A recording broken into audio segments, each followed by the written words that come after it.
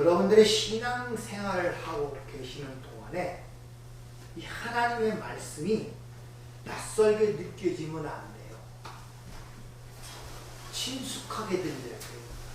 이웃과 얘기하는 것처럼, 친구와 얘기하는 것처럼 일상적인 이야기로 친숙하게 들어야지 낯설고 전혀 이상한 얘기를 들으면 이것은 잘못된 것이라는 것을 아셔야 됩니다. 지금 하나님께서 여러분들이 이 세상, 보이는 세상이 여러분의 본향이 아닙니다. 그걸 인식하셔야 돼요. 그렇지 못하면 이 세상이 낯설어 자꾸 신앙생활을 할수록 낯설어 보이고 여기가 내가 머물 곳이 아니라는 것을 자꾸 알아야 되는데 그것을 인식하지 못하고 감지를 못하면 자꾸 안착을 하려고 해요. 그리고 내 본향을 가는 그것을 자꾸 낯설게 생각해요. 이상한 나라 가는 것 같고 막연하고 불안하고 어떻게 그 하나님 나라 가는 삶이 쉽겠습니까? 힘들죠. 그러니까 여러분이 이 세상 사는 삶이 자꾸 낯설게 느껴져야 되고 반대로 하나님의 말씀을 대할 때마다 친구들에게 이웃과 얘기하는 것처럼 그렇게 느껴지는 것이 정상이라는 것을 아셔야 됩니다. 왜 그러냐 하면은 이 세상과 하나님 나라는 전혀 반대입니다. 역설적이라고 하죠. 파라독스. 그래서 하나님께서 당신들의 제자들에게 비유로 말씀하시는데 이건 하나님의 허락된 자만이 깨달을 수 있도록 비유로 말씀하신다는 것입니다.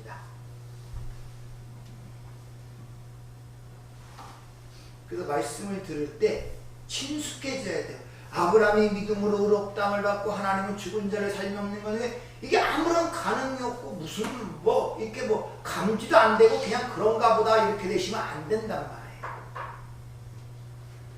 그래야 여러분이 지금 삶이라고 생각하고 현실이라고 생각하는 것이 이것이 꿈이구나. 하나의 훈련받는 학교고 훈련의 장이구나 라는 내 삶의 현실이 그렇게 자꾸 보여져야지 여러분이 올바르게 하나님의 말씀을 이해를 통하여 그 하나님 나라를 체험할 수 있다는 것입니다.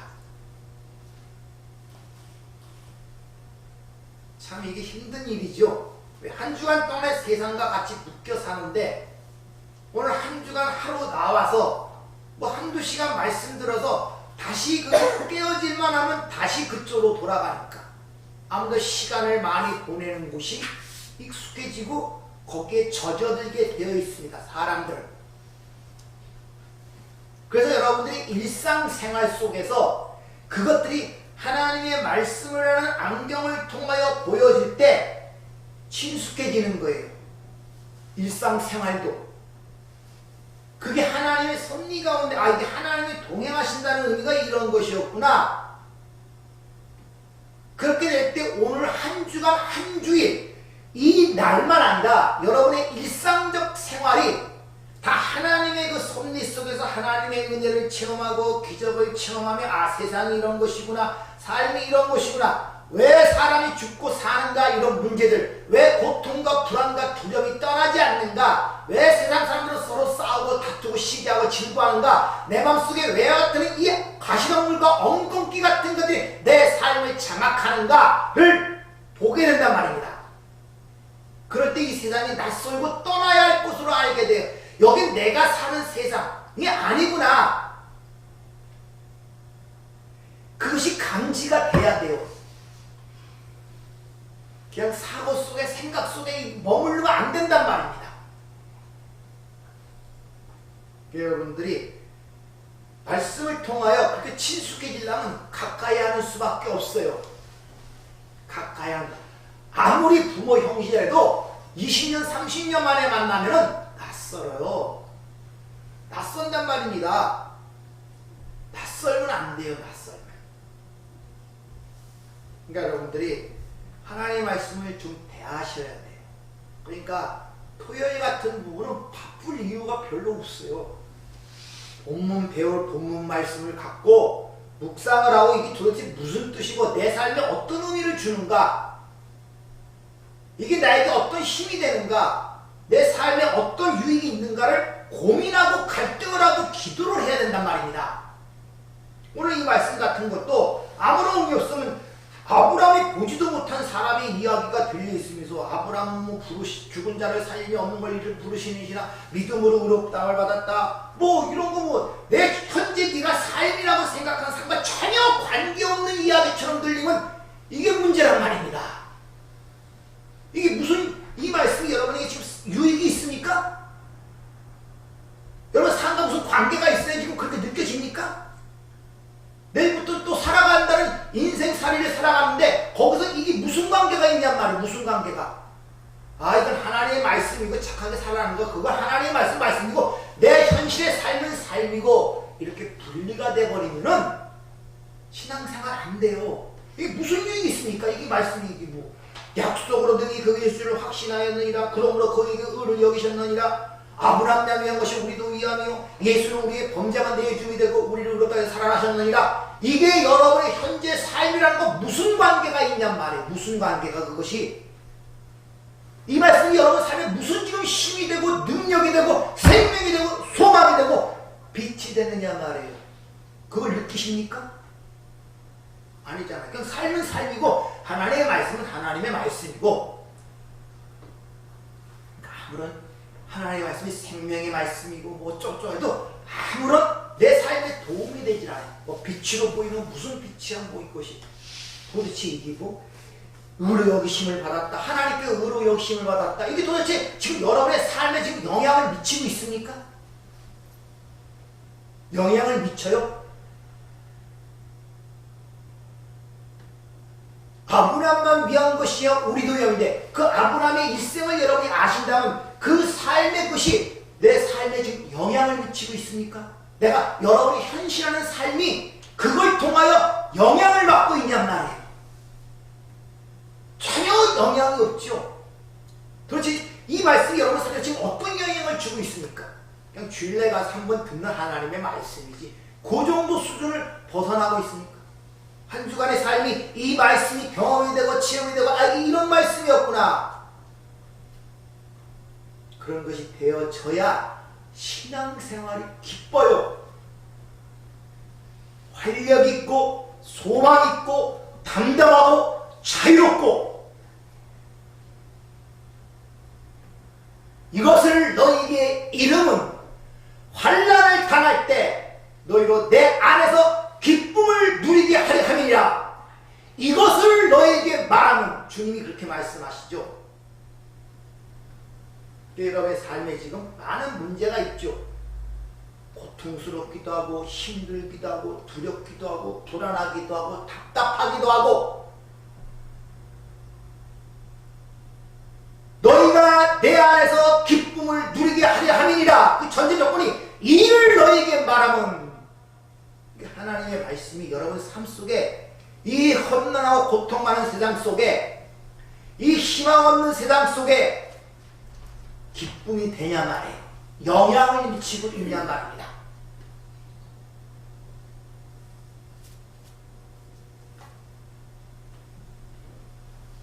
여러분들은 딴 거 뭐 앞날 걱정할 필요 없고, 진짜 걱정해야 될 것은 말씀 앞에 나를 드러내는 것, 그 말씀이 나를 영향을 주고 있는가, 그 말씀이 내 안에 진짜 존재하고 있는가, 이런 것들을 한번 번민과 고민을 통해서 한 번씩 생각을 해보셔야 됩니다. 내가 진짜 하나님을 믿고 있는가?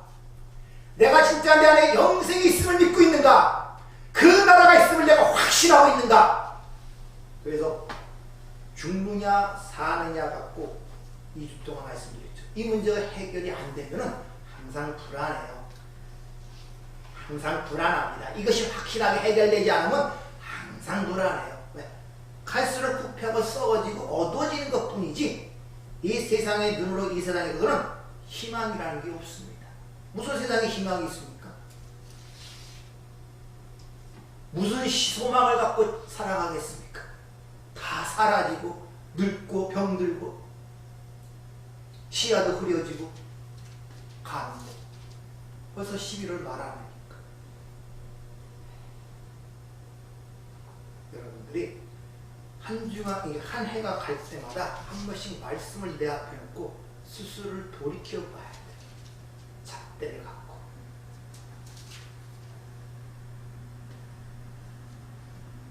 죽어야 산다. 이 역설을 여러분들이 잘 이해를 하셔야 돼요. 죽어야 산다.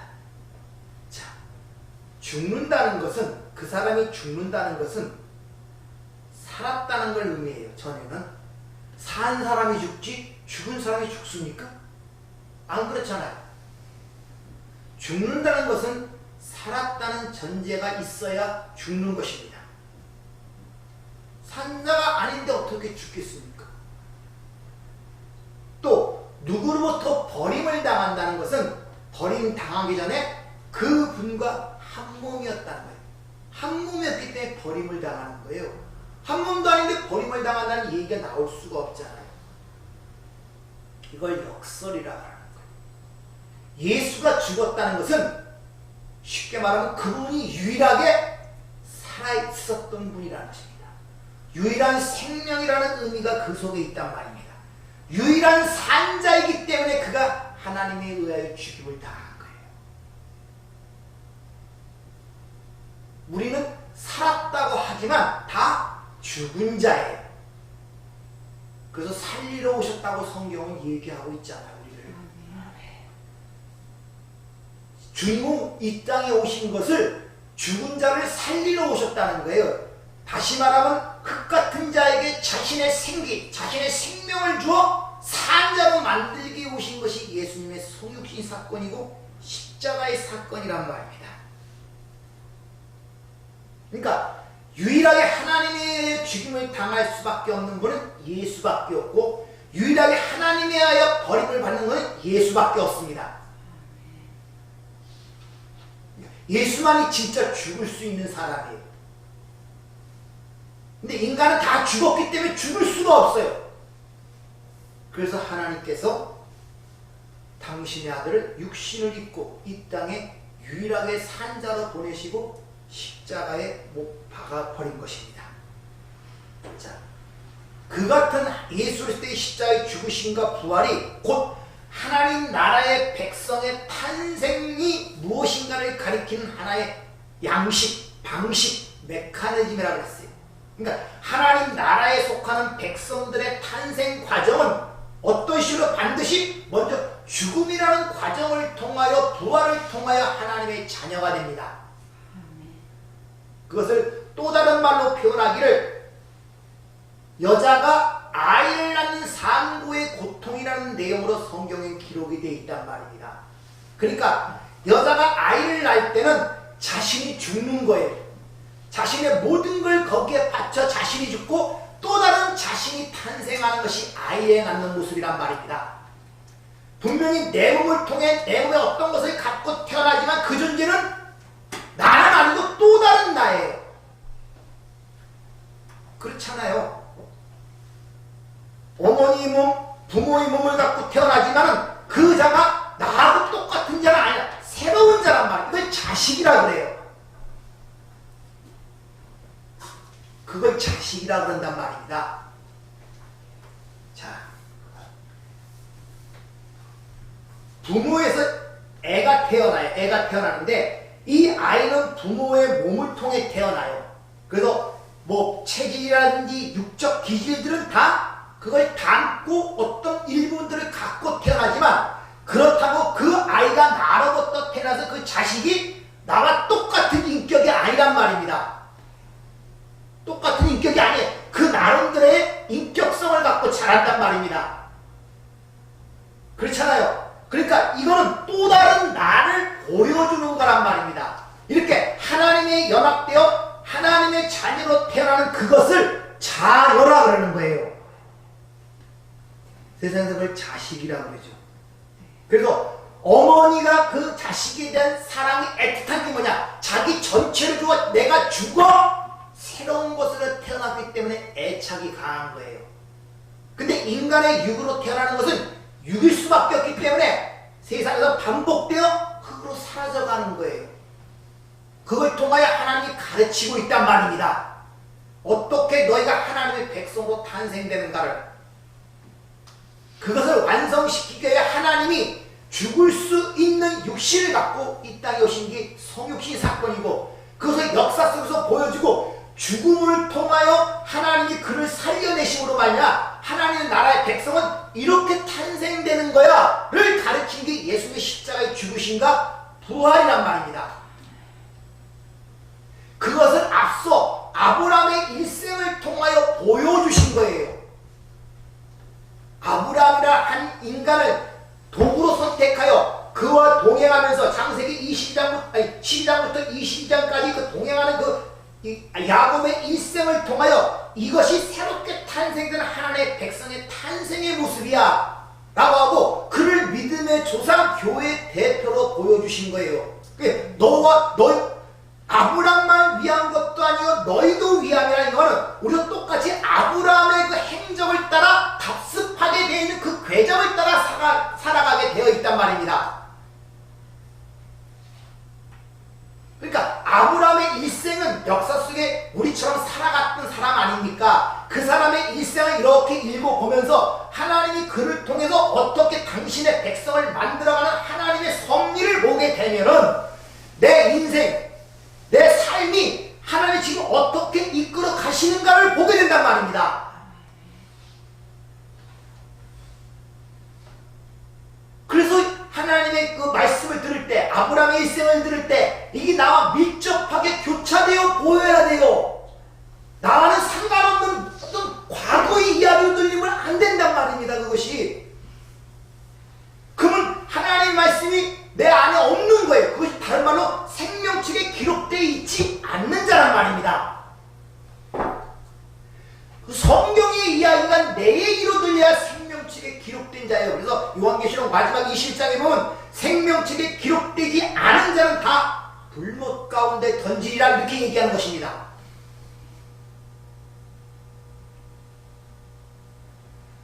이렇게 예수님만이 하나님으로부터 죽임을 당하고 버림을 당할 수가 있어요.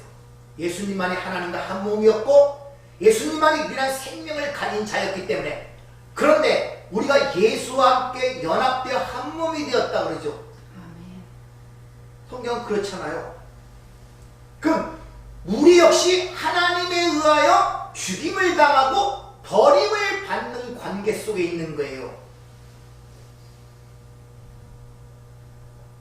그 여정을 똑같이 경험하게 만든단 말입니다. 그 여정을.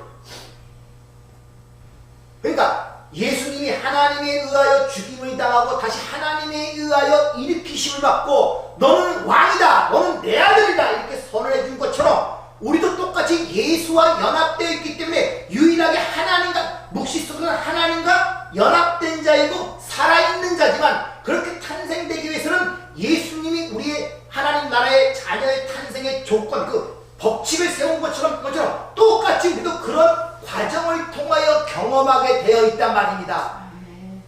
여러분의 현실을 그런 관점으로 봐야 그것이 여러분에게 양식이 되고 힘이 되고 진리가 여러분 삶 속에서 나타나는 걸 볼 수 있는 거예요. 똑같은 방식으로 이끌어간다니까요. 하나님께서. 하나님이 세우신 법칙이기 때문에 그래요.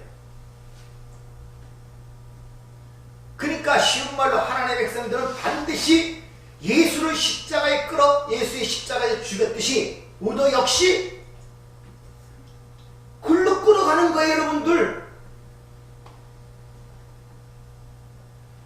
굴러 끌어간다니까요. 그럼 여러분의 삶이 나타나는 모든 문제를 그런 하나님의 그런 관점에서 내 삶을 보려고 노력하고 그렇게 해석이 돼야 되는데, 십자가로 끌어가는 하나님의 섭리와 손길은 아무 생각 없고 그런 하나님의 법칙이고 뭐 관심이고 뜻이고 그런 건 아무 생각 없고 그냥 현재 내가 현실이라고 생각하는 것은 관심을 갖고 살려고 하니 이게 얼마나 하나님 보시기에 힘드시겠어요. 하나님 보시기 힘드면 여러분의 삶이 얼마나 힘들겠어요. 하나님은 글로 끌어가는 걸 통해서 하나님의 백성의 어떤 것을 보여주고 자신의 은혜와 하나님의 사랑을 드러내려고 하는데 나는 거기 일절 관심이 없네. 그리고 내가 현실이라고 생각하는 것, 거기에만 모든 관점이 집중이 되는 거예요.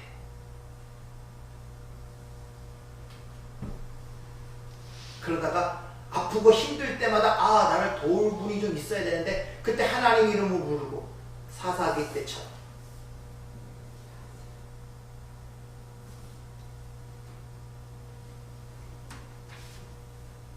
그렇게 하나님께서 글로 끌어가시는 도중에 여러분이 지금 옛날부터 믿고 의지하고 생각하고 내가 가치라고 생각하고 내가 평가하고 내가 판단하던 모든 것들이 그렇게 살아왔고 그런 것들이 전부 다 어떻게 여겨지겠습니까? 이것이 다 쓸모없는 거였구나. 이게 다 쓰레기였구나. 이게 다 배설물이었구나. 그걸 깨닫는 순간에 바로 그것이 두 손 들고 하나님 앞에 나아가고 예수의 십자가의 피만 의지하는 자로 존재하게 되는 것입니다. 그것이 쉽게 말하면 이 역사와 여러분의 인생이 십자가만을 붙드는 자로 마침표를 찍는 거예요. 결론이 그렇게 나도 예수의 피밖에 없고 예수의 십자가의 공로만이 의지할 수밖에 없는 것으로 결론이 나야 된단 말입니다.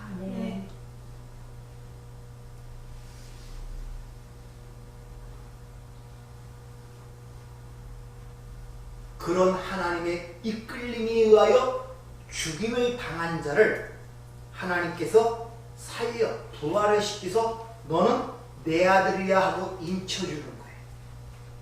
예수님처럼. 그래서 사도 바울처럼 나의 나 된 것은 하나님의 은혜라는 그 자리로 내려가게 되는 것입니다. 여러분의 알기지만 사도 바울이 성경을 조금 읽어본 분이라면 뭐 행복한 삶을 살았어요. 또다시 얻어 터지고 감옥에 가고 춥고 배고프고 굶주리고 동족의 영가, 강의 영가, 도적의 영가. 근데 나의 나 된 것은 하나님의 은혜래요. 이렇게 보이십니까? 여러분의 삶이 지금?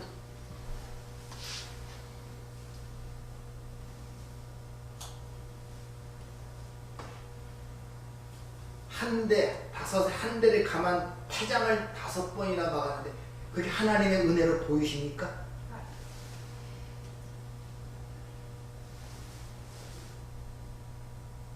가장 여러분이 고통스럽게 느끼고 힘들고 느끼고 저거만 없으면 내 인생이 행복하다는 그것이 하나님의 은혜로 보이십니까? 잘들 생각해 보세요.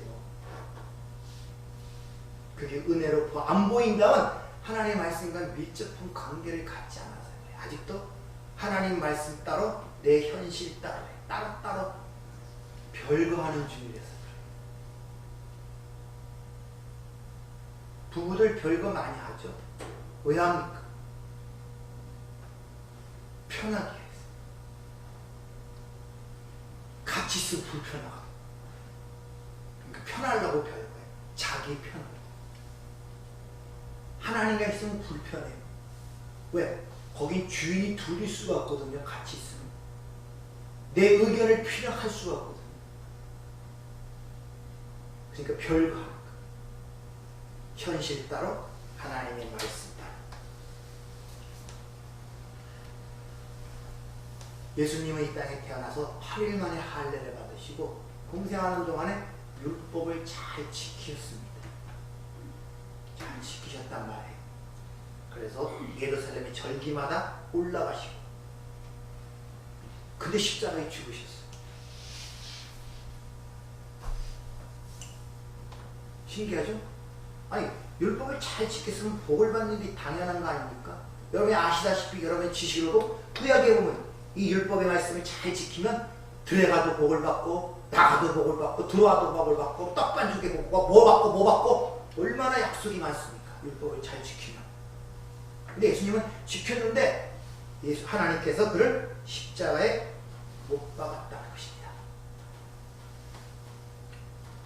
율법이라는 것은 여러분이 이 생각을 하나님의 나온 조항들, 세법들 몇 개를 생각하시면 안 돼요. 율법이라는 그 포함된 의미는 인간이 주인이 되어 인본주의적 모든 것을 다 율법주의. 왜? 인간이 주된 세계에서는 인간의 행위와 업적이 우선이거든요. 그거의 모든 가치과 가치 판단이 되고 그것으로 모든 그 사람의 스펙이 결정되긴 이 인본주의 세상을 대표로 얘기하는 게 율법주의란 말입니다. 근데 이 세상은 다 율법주의. 왜? 인간의 행위가 우선이 되기 때문에 그거에 의해 그 사람의 가치 평가가 되기 때문에 그 사람이 갖고 있는 소유에 의해 그 사람의 스펙이 결정되기 때문에 그걸 율법주의라고 그러는 것입니다. 이렇게 인간 세상이 추구하는 이 율법주의는 하나님에 의하여 철저하게 부정당한다는 것을 예수님의 십자가의 사건을 통해 보여준 거예요. 그래서 거기서 예수가 육신을 죽었을 뿐만 아니라 율법도 거기서 죽은 것입니다. 많은 사람들이 오해하는 것은 내가 율법을 온전케 하면 그 말을 갖고 하나님의 율법 조항, 세법을 하나하나 다 지키고 그 다 지킨 것은 너에게 주기 위해서 왔다는 식으로 이해하는 분들이 상당히 많다는 것입니다. 근데 그렇지 않다는, 그렇다면 예수님이 십자가에 죽으신 이유가 없는 것입니다. 히브리서 9장에 보면은 19절 모세가 율법대로 모든 계명을 온 백성에게 말한 후에 송아지와 염소 피 및 물과 붉은 양털과 우슬초를 취하여 그 두루마기와 온 백성에게 뿌리며 예수의 피를, 어린 양의 피를 구약에서 보면 그 백성들, 그 육신을 갖고 있는 그 백성들의 죄 사함만해서 뿌린 것이 아니라 두루마기에 뿌렸대. 율법에도 그 피가 뿌려졌다는 것입니다. 이 말은 무슨냐? 율법, 육신 모두가 죽은 것임을 상징적으로 보여주는 그림이 그거란 말입니다. 그래서 두루마기에 피를 뿌렸다고 이렇게 이야기를 하고 있는 것입니다. 그러니까 예수님이 십자가에 죽으면 예수의 육신과 예수님이 지켜나간 율법이 거기서 못 박혔다는 것입니다. 율법이 죽었단 말이에요. 거기서 이것을 그리스도 예수는 결코 정죄함이 없느니 생명과 성령의 법이 죄와 사망의 법에서 너를 해방하였다. 그런 식으로 로마서 8장 1절은 그렇게 표현하고 있죠. 아멘. 그 말은 예수님은 죄가 없으신 분으로 오셔서 죄인의 육신의 몸을 입었지만 율법을 착실하게 지켜냈음에도 불구하고 십자가에 죽으신 그 이유, 그것은 우리에게 뭘 얘기해주고 있느냐? 인간의 행한 모든 행위, 내놓은 모든 것들은 하나님에 의하여 부정이 된다는 것을 우리에게 가르쳐주고 있단 말입니다. 이 땅에 어떤 사람도 예수님처럼 살 수가 있는 사람이 누가 있어요? 근데 그가 십자가에 죽었다는 것은 인간이 내놓은 그 모든 행위는 하나님이 부정한다, 부인한다는 것을 거기서 우리에게 보여주고 있단 말입니다. 자, 그럼 내가 수고하고 노력하고 생각하는 모든 것들이 다 하나님에 의하여 부정이 된다면 우리가 붙들 수 있는 것이 뭐겠습니까? 예수. 그것밖에 없잖아요. 하나님의 긍휼과 은혜를 붙들 수밖에 없잖아요. 그 유일한 초가의 예수의 피만 붙들 수밖에 없잖아요. 그러니까 우리의 삶이라는 것이 예수만 붙들도록 하나님이 몰아가시는 것이 신앙생활이란 말입니다. 아멘. 왜? 거기만이 살 수 있기 때문에. 근데 여러분의 삶의 양상들을 보면서 내 삶이 이루어지는 관계에서 나타나는 모든 걸 통해서 그런 식으로 하나님의 섭리하시는 손길로 보시냐 말이에요. 그렇게 보십니까? 아, 이게 나를 글로 몰고 가게 하는 하나님의 사랑의 손길이구나, 이렇게 봅니까? 아니면 자신의 인생을 저주하고 환경을 저주하고 애타하며 나는 내 인생이 이렇지,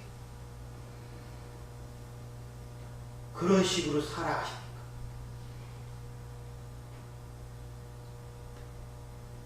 그래서 주님이 십자가상에서 돌아가실 때 마지막 말이 뭐였냐?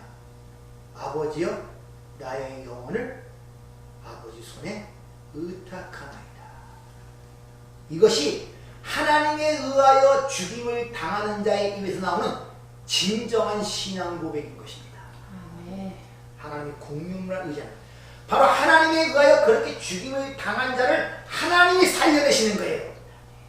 그냥 이 땅에 자기 육신대로 살다가 죽은 자가 죽은 자로 가는 그 사람을 살려내는 것이 아니라, 이렇게 하나님의 백성들은 하나님에 의하여 죽임을 당한 그들을 하나님이 살려내시는 것이고, 그 앞에 내가 뒷글로 인정된 자들을 그를 불러내시는 것이 구원이란 말이에요. 여러분들, 그것이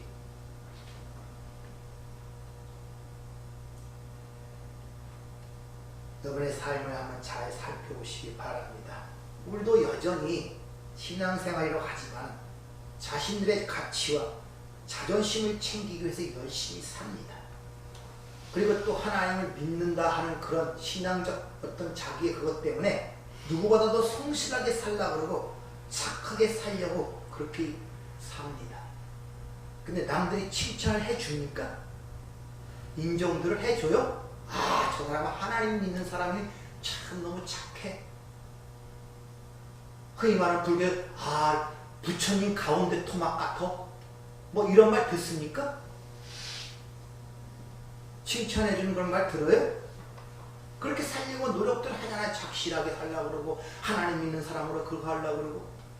아니, 남들은 그렇게 인정 안 해준다도 여러분 스스로는 자기 자신이 그렇게 자부심을 느끼고 자긍심을 느낍니까? 자신 스스로 자체도 탐탁치 않잖아요, 내 자신이.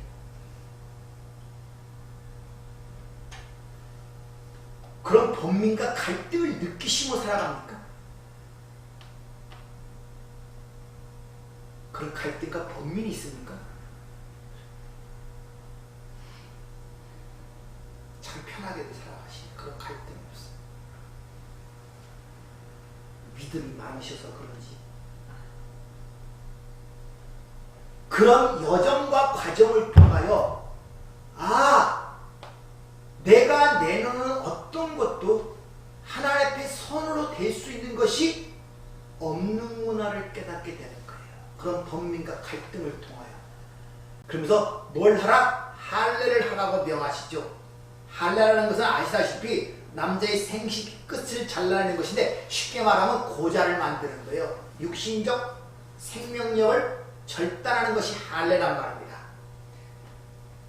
육신적 죽는 것. 내가 내 약속을 이루는 데 있어서 네 개인적 생각이나 네 판단이나 네 그런 것들이 전혀 개입할 수 없다는 것. 너는 죽은 자임을 확인시키는 내용이란 말이에요. 이 할례가. 너는 뒷글에 불과한 자지, 네가 뭘 생산을 놓고 하나님 이걸 알아주세요, 이걸 가치 있게 여겨주세요, 이거 주세요, 저거 주세요, 그럴 위치가 아니라는 것을 할례를 통해 그것이, 이것이 온전히 행하는 거예요. 요런 의미란 말이에요. 율법 조항조항을 하나하나 다 지켜서 그걸 완성시키는 것을 온전히 행하라는 그런 말이 아니란 말입니다. 그리고 하나님의 약속은 내 아들이 죽어서 너를 살려내는 거예요. 그것이 무엇인가를 가리키기 위하여 그 아브라함의 몸에 잊지 못하도록 할례의 표식을 준 거예요. 여러분들이 세례가 그런 의미 아닙니까? 내 옛사람은 죽고 새 사람으로 살아났다는 거. 그래서 여러분이 세례 받잖아요. 그리고 고백을 하는 거 아닙니까? 이같이 성경은 이 땅에 오고 오는 모든 아브라함의 후손 모두가 다 그러한 아브라함의 그 행적, 궤적을 답습할 것이라고 우리에게 얘기를 하고 있단 말입니다. 그러니까 저와 여러분이 지금 아브라함의 그 행적을 똑같이 그 궤적을 따라가는 거예요. 그것이 무엇인가를 확실하게 역사 속에 살아난 것이 예수 그리스도의 십자가의 죽으심과 부활이라는 말입니다. 그러니까 우리의 현실의 삶이라는 게 그게 무언가를 체득하고 경험하는 삶을 지금 살아가고 있단 말입니다. 그런 관점에서 여러분의 삶을 보셔야 된단 말입니다. 그런 관점에서 지금 내 삶에 일어나는 모든 일 예외가 없이. 그래서 오늘 본 말씀 23절 24절을 보면 아브라함이 자신의 행위가 아닌 자신을 위해 죽으시고 부활하신 예수를 믿음으로 말미암아, 또 다른 말로 할례를 받음으로 말미암아 의롭담을 받았다고 오늘 우리에게 이야기를 해주고 있는 것입니다. 이런 현실이 7교회 편지하는 가운데 4대 교회에게 이런 말씀을 하시죠. 한번 잘 보세요. 자, 4대 교회의 사자에게 편지하라. 하나님의 7영과 7별을 가지신 이가 이르시되 내가 네 행위를 아노니 내가 살았다 하는 이름은 가졌으나 죽은 자로다. 너는 일깨어 그 남은 바 죽게 된 것을 굳건하게 하라. 내 하나님 앞에 내 행위에 온전한 것을 찾지 못하였노니 그러므로 내가 어떻게 받았으며 어떻게 들었는지 생각하고 지켜 회개하라. 만일 일깨지 아니하면 내가 도둑같이 이르리니 어느 때 내게 이르는지 내가 알지 못하리라. 그러나 사대의 그 옷을 더럽히지 아니한 자 몇 명이 내게 있어 흰옷을 입고 나와 함께 다니리니 그들은 합당한 자인 연고라. 이기는 자는 이와 같이 흰옷을 입을 것이요 내가 그 이름을 생명책에서 결코 지우지 아니하고 그 이름을 내 아버지 앞과 그의 천사들 앞에서 시인하리라. 사대교회가 아주 풍성한 행위를 내놨습니다. 그러니까 쉽게 현대로 말하면 전도도 잘하고 뭐 교인들도 뭐 하고 어떤 행위가 풍성했어요. 그래서 그걸 자랑하고 있었단 말입니다. 그랬더니 주님이 하시는 말씀이 내가 너희의 행위의 정체를 안다 그렇게 얘기를 합니다. 즉 세상 사람들과 세상에 의하여 교회가 평가를 받고 그런 가운데 있는데 바로 너희가 그 행위로 인하여 죽은 자가 될 것이라 이렇게 얘기를 하고 있단 말이에요. 그러면서 아브라함에게 얘기했던 똑같은 말이에요. 내 앞에 온전히 행하라 이렇게 얘기를 하죠. 온전히 행하라 어떤 의미였습니까?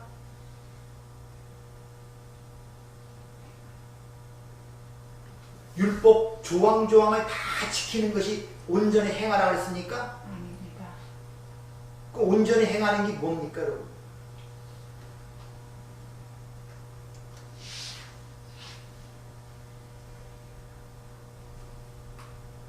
좀 전에 말씀드렸죠. 쉽게 말하면 자기분이에요. 내가 하나님의 티끌임을 죽은 자임을 내가 내는 모든 수고와 업적이 하나님께 아무런 무가치한 것임을 깨닫는 것 자아의 죽음이란 말입니다. 이게 십자가의 죽음의 의미란 말이에요. 그래서 항상 말씀드리죠. 예수가 내 죄를 위해 대신 죽었어. 그거 갖고 구원 못 받아요. 내가 그와 함께 거기서 옛사람이 죽었어. 이 말은 내가 생각하던 모든 가치와 내 수고와 업적과 내 모든 행위가 아무런 소용이 없어. 하나님께 서로로 인정될 만한 것이 없어. 우리 하나님이 주신 하나의 의, 그 의만이 내가 살 수 있는 길이야. 아멘. 그걸 인정하는 것이 온전한 길이에요. 온전한 행위.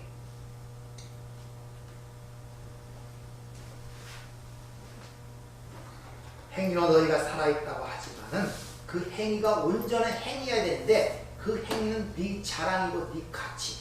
사도 바울이 한때 천적에 그런 랬죠. 내가 바리새인 중에 바르니어 율법의 의를 흠였고 8일 만에 할례를 받고 베냐민 족속요.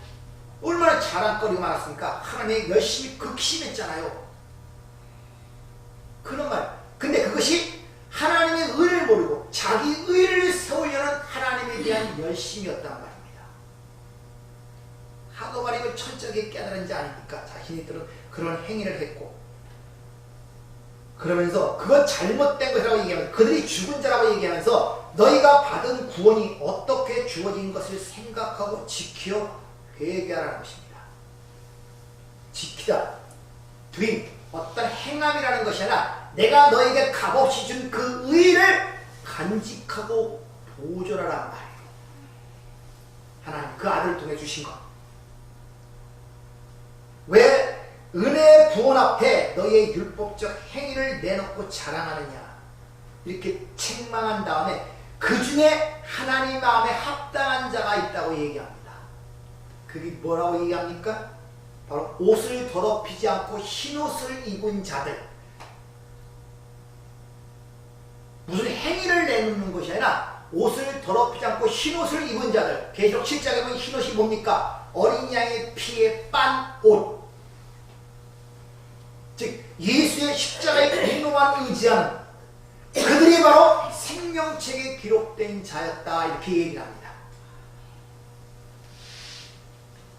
그러니까 성도는 자신의 행위를 의지하는 것이 아니라 예수의 피와 예수만을 믿는 자들이라는 것을 지금 강력하게 주장하는데, 바로 이 어둠이라는 세상 속에 있는 모든 자들은 인본주의적 율법주의가 모든 걸 판을 치고 주장하기 때문에 거기서 건져내는 것을 구원이라 해요. 그래서 율법적 무덤 속에서 하나님이 진리를 던져갖고 거기서 불러내는 거예요. 그게 바로 요한복음 11장 나사로의 부활 사건 아닙니까? 그래서 나사로가 병들어 땀을 죽고 죽기까지 이틀을 더 유해요.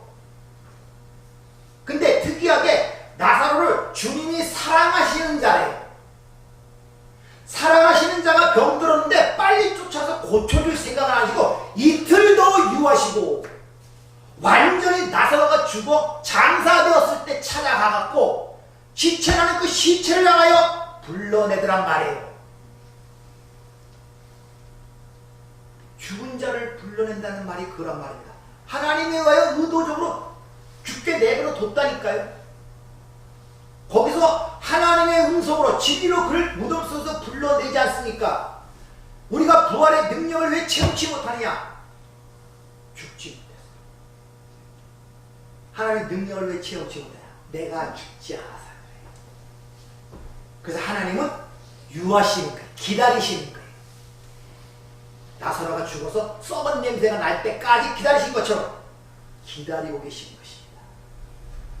하나님 내 삶 속에 이런 문제가 왜 해결됩니까? 하나님이 개입해야만 그 문제가 해결되는 건 인정하시는 거네. 그렇게 기도한다면은. 근데 그 문제가 왜 해결 안 됩니까? 네가 죽지 않았어.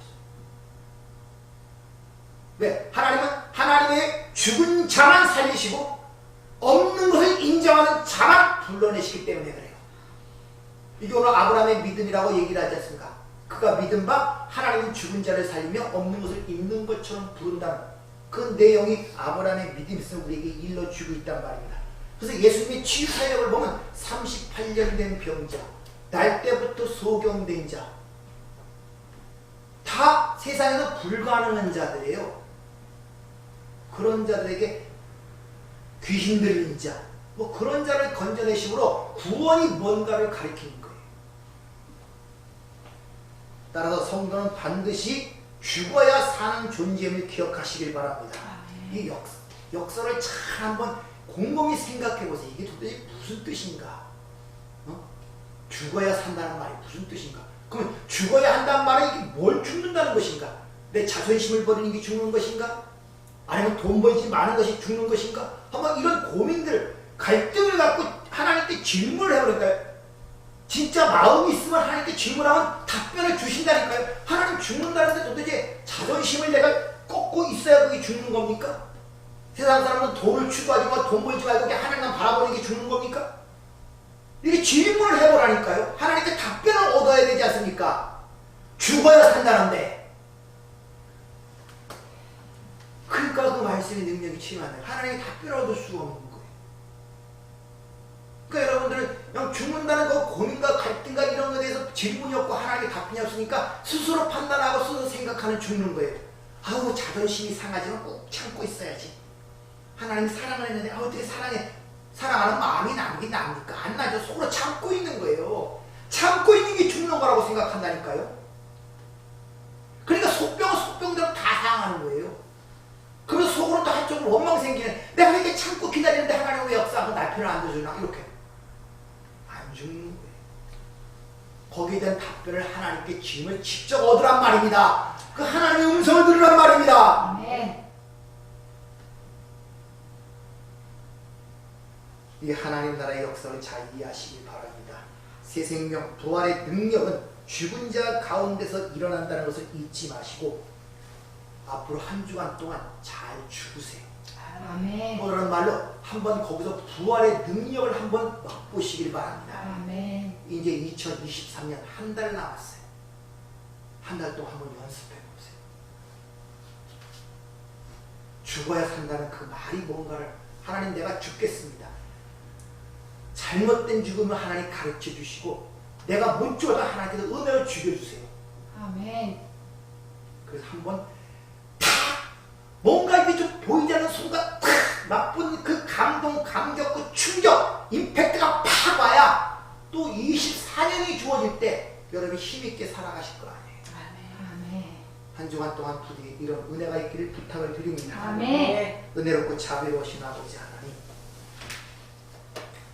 우리가 할 수 없음을 알게 주님 말씀하시기를 보혜사 성령을 내가 아버지께 구하여 너에게 보낸다고 말씀하셨습니다.